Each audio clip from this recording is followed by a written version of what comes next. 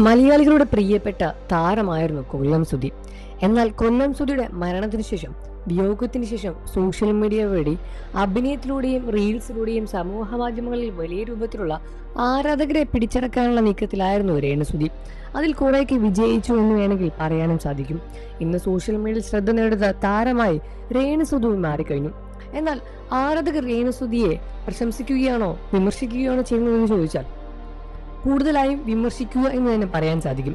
കാരണം അനവധി വിമർശനങ്ങൾ തന്നെയാണ് രേണുസുധിയെ തേടി എത്തിക്കൊണ്ടേയിരിക്കുന്നത്. ഇപ്പോൾ ഇതാ എക്സ്ക്ലൂസീവ് കണ്ടന്റ് സോഷ്യൽ മീഡിയ വഴി പ്രചരിപ്പിക്കാൻ തുടങ്ങിയ ശേഷം രേണുസുധിക്ക് വിമർശനത്തിന്റെ അളവ് കൂടിക്കൊണ്ടേയിരിക്കുകയാണ്. ഇപ്പോൾ രേണുസുധി തന്നെ സ്വയം ലൈവിൽ വന്ന് തന്നെ വെറുതെ വിടുന്ന കാര്യങ്ങളെല്ലാം തന്നെ രംഗത്ത് പറയുകയാണ്.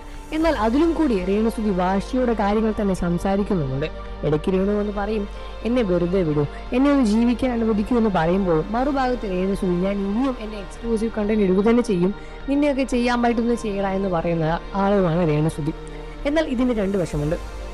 ഒരുപക്ഷം ആളുകൾ അവരുടെ സ്വന്തത്തിന് ഇഷ്ടമായി തന്നെ ജീവിച്ചോട്ടെ എന്നും എന്തിനാണ് അവരെ ശല്യം ചെയ്യാൻ പോകുന്നത് എന്നും ചോദിക്കുമ്പോൾ, മറുവശത്ത് ആളുകൾ രേണുസുധി ഇങ്ങനെ ചെയ്യുന്നത് സുധിയുടെ മാനം കളയുകയാണ് എന്ന് പറയുന്ന തരത്തിലും ആളുകൾ എടുക്കുന്നുണ്ട്.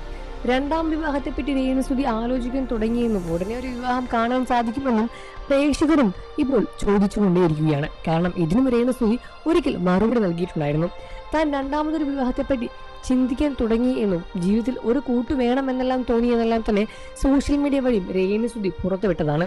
അതുകൊണ്ട് തന്നെ പുതിയൊരു വിവാഹം ഉടനെ ഉണ്ടാകും എന്ന കാര്യത്തിൽ വലിയ രൂപത്തിലുള്ള തർക്കങ്ങളൊന്നുമില്ല. എന്നിരുന്നാലും ആരാണ് വരൻ എന്നും പ്രേക്ഷകരും ചോദിക്കുന്നുണ്ട്.